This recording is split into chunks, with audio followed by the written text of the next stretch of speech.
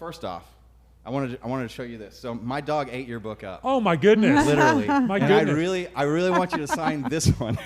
So what you're really telling me is that this is the one that I read, and I've read to right here. you used it for cat litter paper, and now you're trying to, come up with that. So really, what happened was, 1, 2, 3, go. Jennifer Hardy, har har. Believe it or not, welcome to the Lawyer Dana Show, the Lawyer Dana podcast. Wow, we have a lot to talk about. Then we're going to do it right after this. Welcome to the Lawyer Dana Podcast.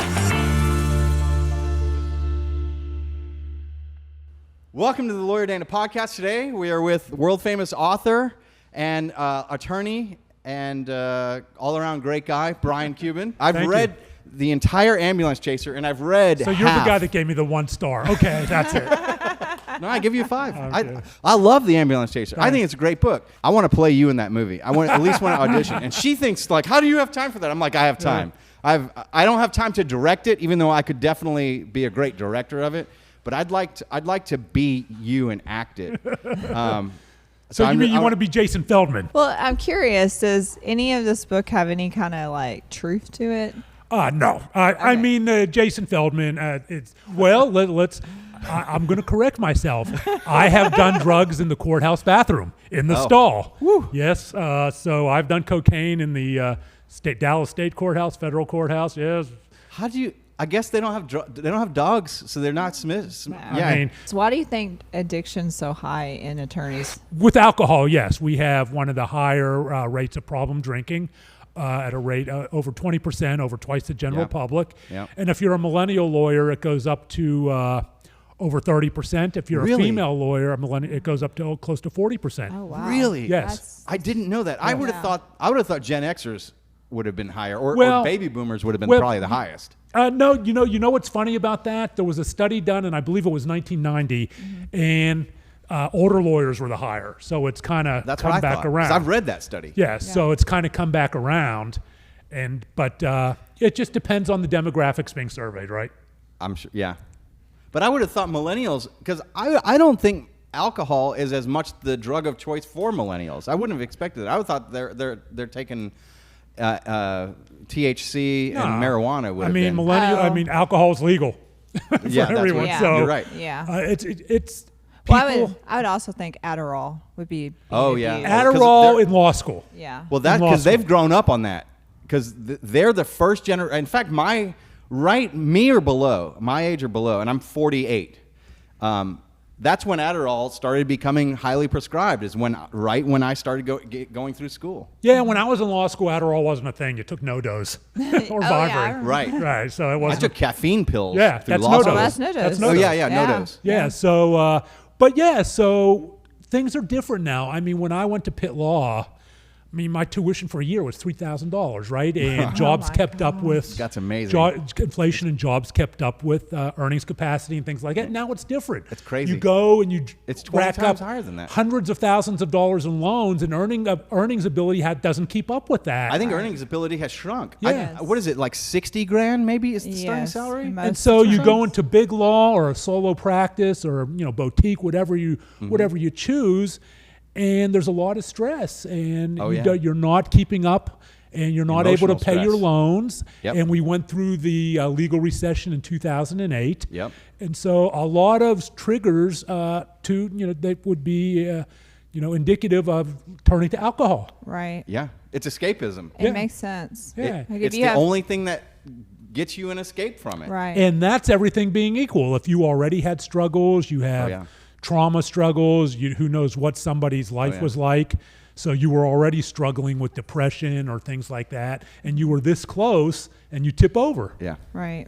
Makes It's a total lot. sense. That's too much. And you walk out of law school and you have $300,000 in debt, and then you get a Another job thing- making 60. So you mentioned what'd you say about the books before we went on camera? Oh, I said, I hope I don't have to talk about all the crap in those books because I don't know anything about that stuff.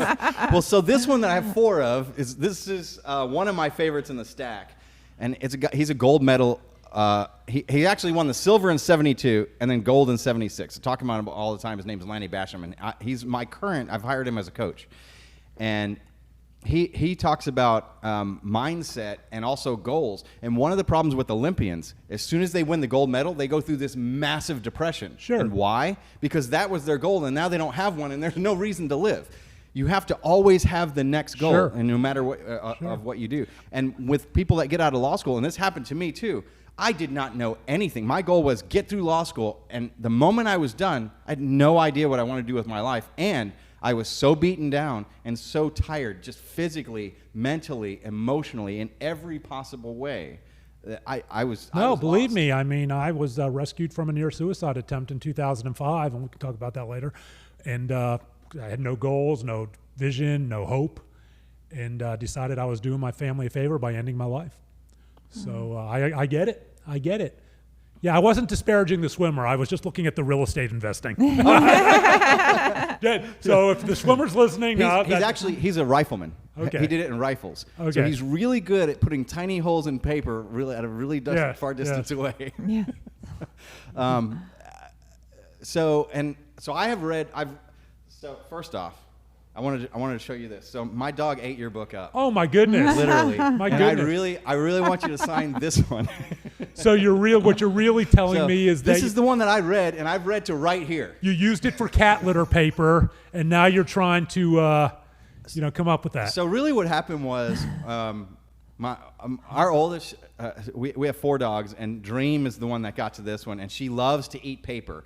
And we left her out while I left, and she gets mad when that happens. So she decides she's going to take it out on things that I like, which are books. And so she knows she saw me with this, so she wants it too. But yes, well, I treated a few manuscripts like that before the book. So here I'll put this one out as a. But I've read this part, so we're good. Okay. And I have another copy anyway. So I have a question. What inspired you to write? Which one? The Ambulance Chaser. The Ambulance Chaser, I love to write, and how many times can I tell my own story, right? I had written Shattered Image, which was about my struggle with body image and eating disorders. I have that book. Yeah. Haven't read it yet. That one sold like 5 copies. and then The Addicted Lawyer, and I decided I wanted to venture into fiction, and I just love writing. You're good at it. I suck in math, but I have a bit of a creative side, right? And so I decided to just create a character. The challenge of creating a character out of thin air, which is a much different challenge than telling my own story, because I'm not an expert in anything in life but my own story. Right. That's it. That's the only thing I'm an expert in, my own story. People say, well, you're an expert in this, addiction. No. I'm a person with an opinion when it comes to addiction. Now, I may be informed, but I may be more informed than one person or another, but I am not an expert, right? An expert is someone who can sit in a courtroom chair and get through voir dire and qualify as an expert. That's not me. Yeah. And so I wanted a different. I was planning on bringing you in for some cases. I've been asked and declined. I think if there was anywhere besides. If there was anywhere in Dallas, I'd have to live in Preston Hollow in order to satisfy my wife. But she likes the acreage. And with our dogs, so Dream, the old one, she's older than any Dalmatian we've ever had. She's like 12 and a half now, and the oldest we've ever gotten to is 11. And one of the reasons is because she gets tremendous amounts of exercise running around out here. And we feed her a raw diet, but it's for her. Yeah. And when we moved out here, we actually rented this place. And I didn't know if we were going to like the land, and I didn't know if we were going to like the pool. So it turns out, as long as you have a professional company that comes and takes care of the lawn, that's the trick, and a professional company that takes care of the pool. Pools are great, and delegation. You have to. You have to delegate. We talk about that a lot on the podcast, and because with my hourly rate as an attorney, if I'm out mowing the lawn, which occasionally I have to do just for my own mindset, I have to do something physical. And I've mowed the lawn, and then the guys have rolled up as I'm done, and we still pay them to do it. Yeah. But if I'm doing it, I'm ripping them off from a job that's a great job for them, and I'm doing it poorly. Yes, I'm not doing it as well, and I'm doing a disservice to other people who need me to do that higher value job. Sure. And it's not that I'm a higher value; it's that the performance and the value that I can deliver to the marketplace and to the world and to our customers and clients is just a much Yeah. higher value for me to do that. They need me doing that And because very few people can do what I do in that aspect. I mean, I'm always quick to acknowledge privilege, right? Yeah, I mean, Right. skin color privilege, financial privilege. I have last name privilege. American privilege. Yes, American privilege, absolutely. But one thing I know my limitations. My wife and I, we don't cook. We don't do that. But you delegate, you do these. You put your energy where you can, where you're best useful. So what? Yeah. So I do have a question for you. Are you still a practicing attorney? Or I have not practiced in 15 years. You still have your license? I still have my license. Okay. I was on a podcast yesterday, and I said, well, I haven't paid my dues yet. And the host said, well, they suspend you in September 1st. Oh, no. How will I make it? So what do you do for a living? Do you work for the Mavs? I do not work for the Mavs. I've never worked for the Mavs. Okay, so I thought you did like at the beginning a little bit. Yeah, you know what? That was Addiction Brian creating a business card when Mark bought the Mavs. It said corporate counsel, and I never really worked for the Mavs. Okay. That was me being that's about how far in the book I got. Yeah. That was me just being a total douchebag trying to pick up girls and be important. I mean, I was before I met my wife, obviously. I would have. I would have done the same thing. I've done stuff for Mark, and he paid me to do stuff for him. But I was never counsel for the Mavericks or anything like that. And did you want to be? I wanted to be included. I wanted to be important. I wanted to be loved by my family. I wanted, and you have to remember, this was a time when I was heavy into cocaine addiction. Mark bought the Mavs in January of 2001. And I was just blowing and going, and that's all I cared about. How is your relationship with your family? Wonderful. It seems like it is. My brothers and I are very close. It's no accident that we grew up in Pittsburgh, 1,200 miles away. Decades later, we all live walking distance to each other. That's great. That's That's awesome. not an accident. And until my father passed in 2018, he lived across the street from me. That's awesome. Down in Preston Hollow. My dad lives 12 minutes down this street. He lives really close to my brother so that my nephew can walk over to the house. Yeah, so And we're very close. That's great. I'm in communication with them every week. And, my younger brother more so because we're in the middle of finalizing. My mom passed in February, so we're finalizing her estate. So my brother and I just recently went to Pittsburgh, and my younger brother, and so. Did she pass there, or was she? She passed there of cancer. Okay, so were your parents separated then, or? Yes. Okay. Yes, but they were still married. Oh. They hadn't been together in many, many years, and they were. I mean, he was in his 80s. She was in his, she was in her 70s and 80s, and it was at that point it's just a piece of paper. Right. She did her thing, and she had her guy in Pittsburgh who was 92, right? And my dad had his companion. Is he still around? He's still around and in good health. Oh, wow. And then my dad had his companion, and it was fine. You just want them to be happy. Right. Oh, yeah. Right. Oh, yeah, at that point. Right. So how old are you now? I am 61. 61. Yes. Well, you look good for 61. Yeah. Thanks. Well preserved, huh? The older I get, the younger everybody looks to me. Exactly. Old is not particularly old anymore. I keep averting my eyes in the mirror. I've come to embrace just who I am, especially with all the struggles I had as a teen with body image and as an adult as well. Well, to talk about that, like I actually listened to your story last night, and like I never even realized that men can struggle from absolutely. bulimia. Absolutely. You always think of it as a female thing, and so how did you overcome that? Like what would it surprise you to know that about half of those who struggle with eating disorders are male? Wow. It doesn't surprise me at all. Yeah, and when I was struggling with it, when I first when the disease first took me in 1979, this was before anyone was talking about eating disorders for men or women. When I began binging and purging, and Karen Carpenter, the wonderful I remember her. singer, for the Carpenters, right, would pass away from complications from anorexia in 1983. So this was 4 years before that. Yeah. I remember when my mom found out, because we were going to Disney World or Disneyland or something. We were going to Disney, and my mom was crushed right at the beginning of that because she loved Karen Carpenter. Wonderful. She always put the albums on. She would sing along to all of them. I mean, yes, and I'm still a fan of too. the Carpenters since then.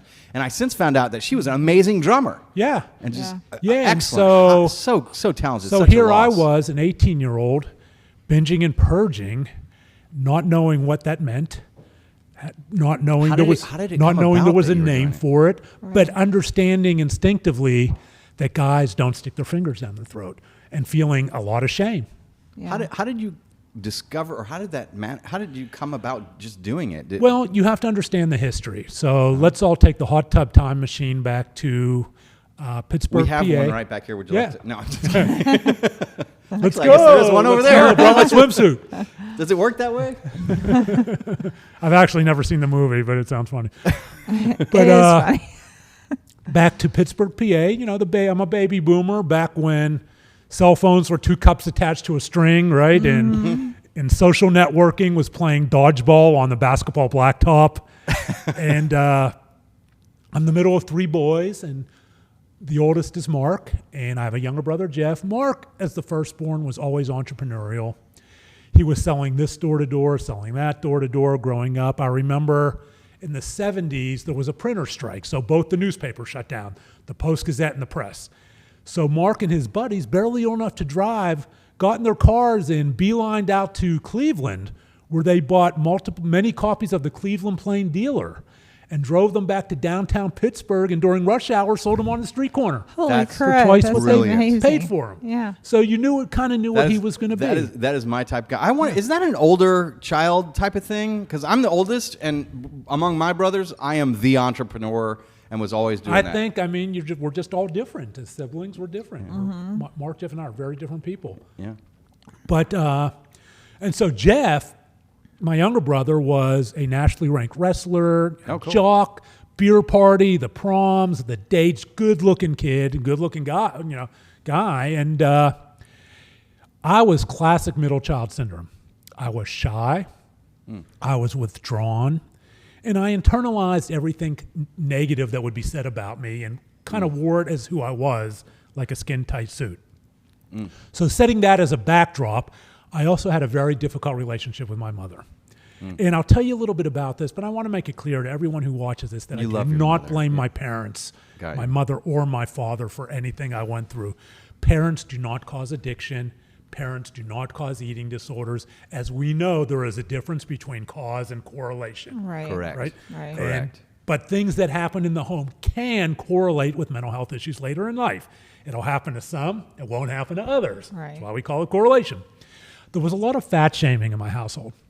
I would used to come home from school at lunch and I would pull out the Chef Boyardee ravioli or the beefaroni or the SpaghettiOs. Did you eat that growing up? Oh, I did. Loved it. And my mom It's would buy it great. and we had cupboards full of it, right? Yeah. And I'd get out the old style can opener. We didn't have an electric. Did you just eat it out of the can? Yes, and we didn't have. that's all I do, is We didn't it- have an electric. We didn't have a microwave. We didn't have an Yeah. electric can opener. Stick the spoon in. And they didn't have those pull tabs. No, at they that didn't have You the had to pull have tab. a can No, opener. that's just recent. You had to have the twisty. You had to Yeah, use the can opener and twist it. And my mom would come home. She sold real estate. She'd come home for lunch, and not all the time, but she would occasionally say things like, "Brian, if you keep eating that way, you're going to be a fat pig." Now, these were the things her grandmother said to her. She had a very difficult relationship with her grandmother. Her mother. Sorry, her mother. It's called the J curve. It's where you start at 0, and then your parents kind of put all their negativity into you. And then what happens is, like, you go, wait, there's something better. It's too hard. And then you start at that bottom of the J if you chart it out, and then generationally. Yeah. And the J curves are very hard to break. Yes, and according to my mom, and I was too young to know, my grandmother was a diagnosed schizophrenic. And I'm sure my great-grandmother said the same stuff to my grandmother, right? For years and years, probably. We come from an Eastern European Jewish family, that side. My mom's side's from Lithuania, her mother. And she had a difficult time with English. Yiddish was her primary, and Russian were her primary. You speak Yiddish? language. No, there's some Yiddish in my book, The Ambulance Chaser, but Yeah. I know. I caught a few words. I Yeah. learned a couple words. schmuck. Guy cockum FM or whatever. Go take an S in the C, right? Go take a SH blank T in the C.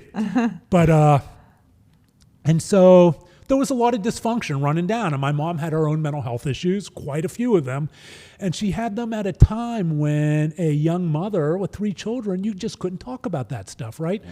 To do so, you could risk losing your children.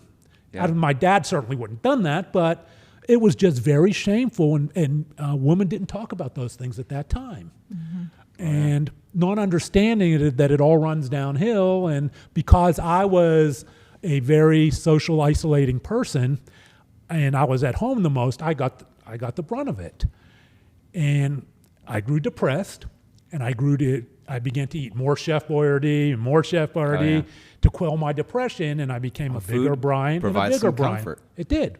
And so you're looking for the one thing that's going to make you feel comfortable. Yes. It's a very natural thing. And as I got heavier, what happens? The bullying started at school. You're a fat pig. Well, you must talk to my mom. You need to go to Sears and Roebuck's back when that was actually a thing. Are there any left now? Yeah. And get a bra for your man boobs. And and it got very vicious at school, the bullies. Yeah. But this is before Al Gore invented the internet, right? My images were the people I saw every day, the people I wanted to be, the prom queens, the kids who were getting their first kiss, the kids who were going on their first date, going to the football games on Fridays, the kids who were inviting everyone to the parties when their parents were gone. And these were all those were the parties that you wanted to go to. And this is how I associated popularity. Yeah. And I wanted to be part of that. So I would take it from the bullies and I would self-deprecate because these bullies in my mind were the popular kids. Right. And I thought, well, it would be like a fraternity hazing. Well, one day they would wrap their arm around me and say, Cubes, you're one of us now. Right. And it doesn't work that way. No, yeah. And this was at a time, obviously, before the internet when going viral meant 15 kids in the lunchroom knew something embarrassing had happened and passed notes about it. It was devastating. But you're a product of your time. So to you, it's no different than someone feeling awful right now, even though it's much worse now in social media because you can be bullied by millions of people, across social media that you'll never meet. I can only imagine. It must be a similar type of situation because it's just the caliber of your world that you're in. But you're a product of your times, right? Exactly. I didn't know any different. This is what it was. Mm-hmm. And so this all culminated, all the bullying, and I never told my brothers. I never told my parents. Obviously, at that time, I didn't want to tell my mom anything because we really had a very difficult relationship. I didn't want to tell my father because I thought he'd be ashamed of me. I didn't want to tell my brothers that I didn't know how to stand up for myself. It all culminated. It was my freshman year in high school, Mount Lebanon High School in Pittsburgh, about 9 miles south of Pittsburgh. And my brother Mark had given me a pair of shiny gold bell-bottom disco pants. This was 1976. The story's in your book. Yeah, it's a great story. So he was teaching disco in downtown, and he was very into it. He would come home with platform shoes and the bell-bottom pants. If you've seen Saturday Night Fever, it was just like that. Disco was starting to rage. I've never wanted to see your brother. Wait, wasn't he on Dancing with the Stars? He was. Yes, he was. He did. I don't think he did disco though. That's his thing. How did he go a whole season on a dancing show? And that never came up? Just as an aside, he was just a few months off a hip replacement when he was on Dancing with the Stars. Oh, really? Wow. Yeah, I think I remember that. Yeah. How did he do? I think he did okay. He did okay. He did okay. I was there for the first round. It was fun. But so this was the beginning. Saturday Night Fever had just come out, and Pittsburgh downtown was full of all the disco clubs. And he, I guess, bought a new pair of pants, and he gave me these pair of shiny gold bell-bottom disco pants. And I love my brother, and I was so proud that he gave me these pants, a new pair of pants, but they fit Mark okay. I mean, I had to jump up and down, spray the water bottle. My butt looked like 15 cats trying to get out, but I wore them to school. I didn't care. And the kids made fun of me, and I self-deprecated. And I'm walking home one day from school with this group of kids, a small group of kids wearing my shiny gold bell-bottom disco pants. I mean, my butt tight, stretched, and my stomach is stretching it. And they're making fun of me and teasing me. And one of them pulls at the zipper area, and it tears right at the zipper. Another one pulls some more, and it tears some more. And the next thing I know, it's like a pack of wild, rabid dogs on me. They physically assaulted me. They tore these pants off me, ripped them into shreds, down to my Fruit of the Loom tighty whities. I remember I was wearing a Pittsburgh Pirates, either it was a T-shirt or a baseball cap. The old three-tube, the three-ring tube socks from the 70s, and Ted's tennis shoes. Yeah. And they went on high-fiving like they had done the funniest thing ever. Kids do. Kids can be cruel, right? Right. And I walked down in the busy street, the street called Bower Hill Road, and cars are zipping by, and we're a good 3/4 of a mile now from my house. And I I pick up the shreds and I put them over my underwear and I waddle home. Cars running by, people going, huh, and no one stopped. A lot of people gawked, but no one stopped. And it was particularly embarrassing every time I came to a stoplight, right? To have to cross at a stoplight where I'm standing there and people are looking at me. Not one person, said, what's going on here? I don't know if I would have stopped because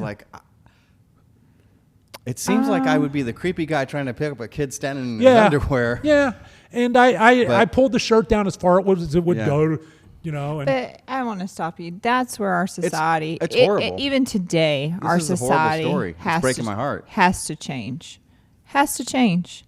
Like, kids cannot be done that way. And also, like, if you see something, you should act upon it versus ignoring it. But you have to remember, too, this was a different time, right? This was a time when there was no bullying awareness. There was no bullying awareness. It was the strong versus the weak. I mean, this was the time of, Archie and Richie Rich comic back books in the back of the comic books, you have the strong man kicking sand in the person's face, right? Advertising for Mr. Atlas or whatever it was. Interesting. And so it was just a different time. And it was where, as a young boy, I consider my weak that I didn't stand up to bullies. I was the kid getting sand kicked in his face. I went through a similar type of thing. They didn't rip but I was followed home one day and a bunch of kids beat me up, and then my mom actually took me over to one of the kids, and I beat him up on the front porch where my mom stood. My mom had to stop me. Like, I wanted to keep going, but that was like one of the 2 fights that I ever got in. Yeah, I was in I was in 5th grade. And I wish I had had stood up for myself. It was the strangest thing. Yeah, I wish I had stood up for myself. But that wasn't who I was, right? It wasn't who I was. It wasn't who I was. And I was smaller than everybody else because if I had been born 2 weeks later, I'd been in the next grade. And I was always, small. And I also didn't eat right. So I had a little bit of the opposite problem. I was the skinniest, little weakest, and it was particularly humiliating because I was a big kid. I was bigger than these kids. Right. And so all of this in my mind just made me worthless. So I get home and the house is funeral quiet. My mom's gone. My brothers are out. My dad is 3 miles away. Do you know what a trim shop is? He and his older brother operated a trim shop. And what they do is they put on convertible seats. They reupholster seats. They put on convertible tops, a very blue-collar working class job. And he and his brother ran that shop from the end of the Korean War until his older brother passed away in 1999, which was when my father retired. And so no one was home, and I go down into my basement. And do you know what basements are? Oh, yeah. You talk to people in Texas, and they're like, what? We may not have them, but we do know what they are. Yes. I've seen them in from lots the of East, movies. everyone has a basement. Everyone has a basement in the East. So I'm going down in the basement, and these blue stairs, they creaked. I remember with every creak, I felt like it reverberated outside the house to my father, who knew how worthless I was, to my brothers, who now knew I couldn't stand up for myself, to my mother, who said, yeah, that's my son, and although she would have stood up for me. And I just didn't want anyone to know. And so I found a wastebasket. And I put those shreds at the bottom of the wastebasket underneath the papers, the Chef Boyardee cans, and hoping it would bury my shame and I would never think about it again.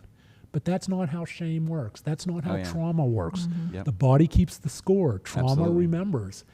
And when we talk about snapshots in our life, and I believe we're all an accumulation of snapshots, right? To make us who we are sitting here today.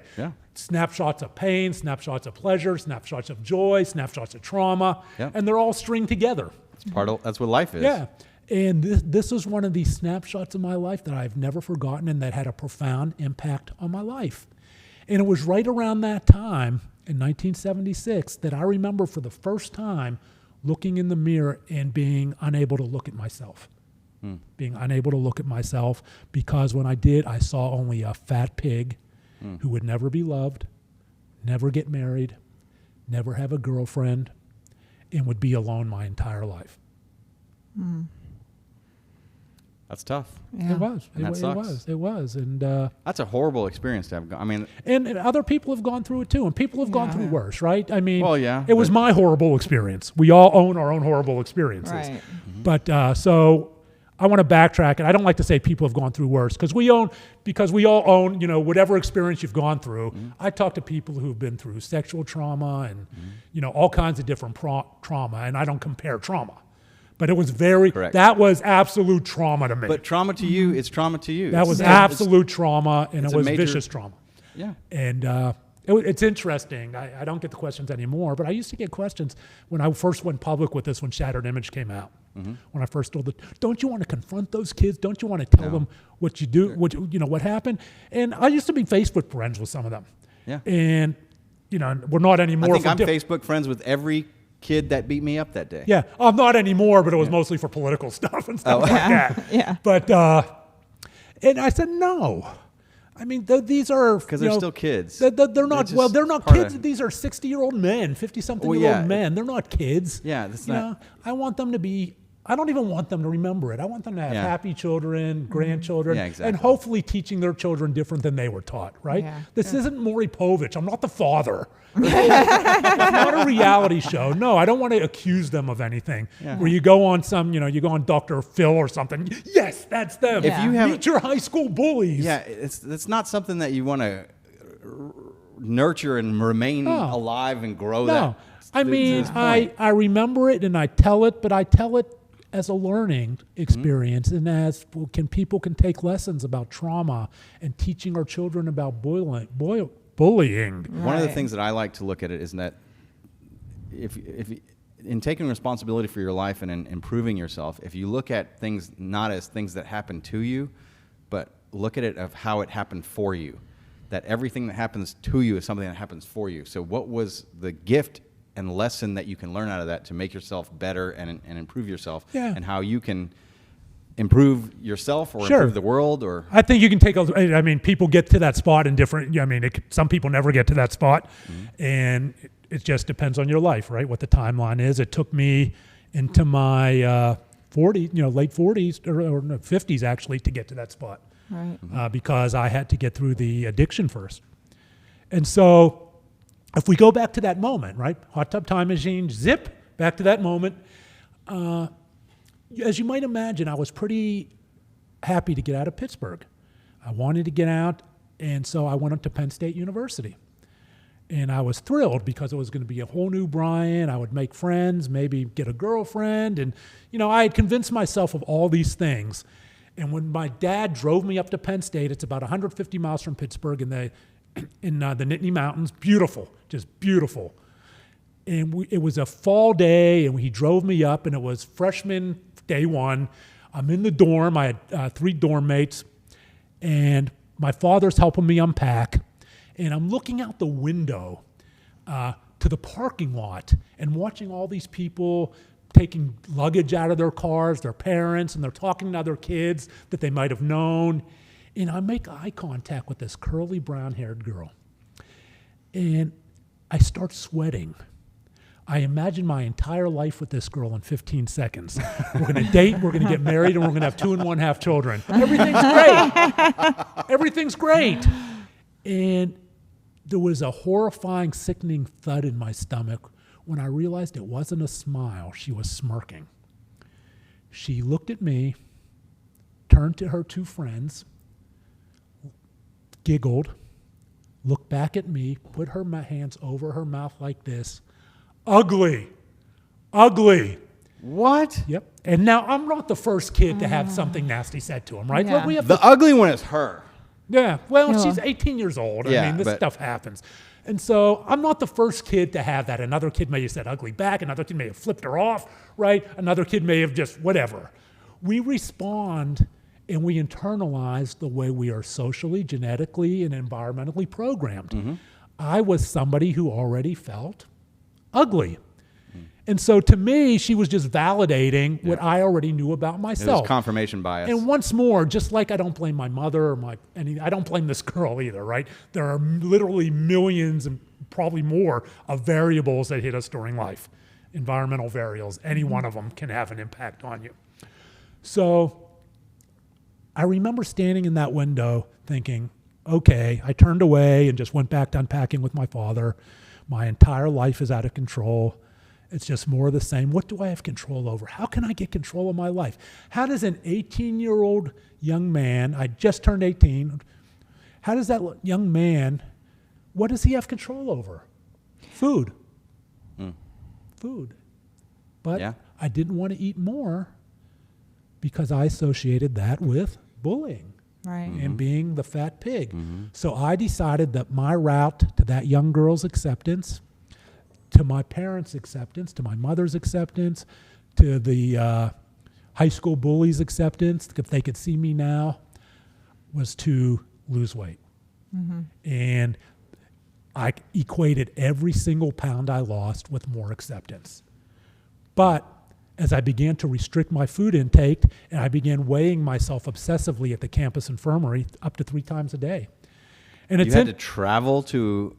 No, there was there was a campus infirmary. You just walk over there and you go in. But you would walk out of to go there to weigh yourself to weigh and come myself back 3 times a day. And it's funny. I remember catching a hint in my file, looking at my file, and they had made notations that he's weighing himself obsessively. We don't know what to make of that. This is before awareness on eating disorders. Oh, wow. They didn't. Wow. I vividly remember reading that. But with every pound I lost, I still would wake up, look in the mirror, see a fat pig. And because I was getting thinner and thinner and thinner. And how much did you weigh at the time? going into college, I probably weighed between 250 to 260. At my height, I was about 267 in high school. How tall are you? 6'2". You were same height at that time? Yes. Yeah. And Okay. so, I'd reached my max, my growth curve. Yeah. And so I'm as tall as I was now than I was then. Okay. So I kept getting thinner, but I didn't feel any better. And I don't even know, I remember what triggered the binging and purging, but I don't want to get into it because I don't want to trigger anyone who might be dealing with an eating disorder. Right. Okay. But I began binging and purging. I transitioned into that. And every time I binged and purged, this feeling of peace came over into my stomach for about 15 seconds, that everything was going to be okay, that I'm okay. That Was it an endorphin yes, rush? Yes. So Very- then very much so. So now you're positively rewarding a negative behavior, which leads to the addiction. And it of seems counterintuitive that retching turns into endorphins, but it did. That's how bulimia works. But then that only lasted for 15, 20 seconds, and the shame swept in. This all-encompassing, brutal, pure shame of engaging in an act that I didn't have a name for, didn't understand, but I just knew you don't do that. Guys don't do that. Yeah. Right. But I had to have that feeling of peace again and again. So I would go to the bathroom. It was a communal bathroom, and I'd camouflage, flush the toilet. And I began also running obsessively. And I worked my way up to 10 miles a day, then 15 miles a day. I remember reading and that. then even 20 miles a day sometimes. And so, and all of this was causing me to lose massive amounts of weight. But wake up, go to the mirror, can't even look at myself. And now I'm in the 170s. Now I'm weighing in the 170s. If you're in the 170s at 6'2" and you're running 10 miles away, you must have been extremely fit. No, I mean, I was in the 170s. I was binging and purging. I would go and I would and I'm sorry, trigger warning here for those who's watching. I would go and buy these 2-pound bags of M&Ms at night. And you would eat a whole bag and of I would eat the M&Ms whole and then thing and then purge purge it. Yeah. Wow. Yeah. That's why I have kind of an aversion to peanut M&Ms nowadays. Your body's not getting nutrients. Yeah. So running's not doing anything for him. So you're it's right. actually making him worse. It's making it's pulling him the calories out Yeah, of you it's and- making him probably look like a skeleton. I was in a constant state of dehydration Yeah. from the binging and purging, Yeah. and I transitioned into drinking because I didn't want to feel anymore. Now we're into my sophomore year in college, going into my junior year. I transitioned into problem drinking. Yeah.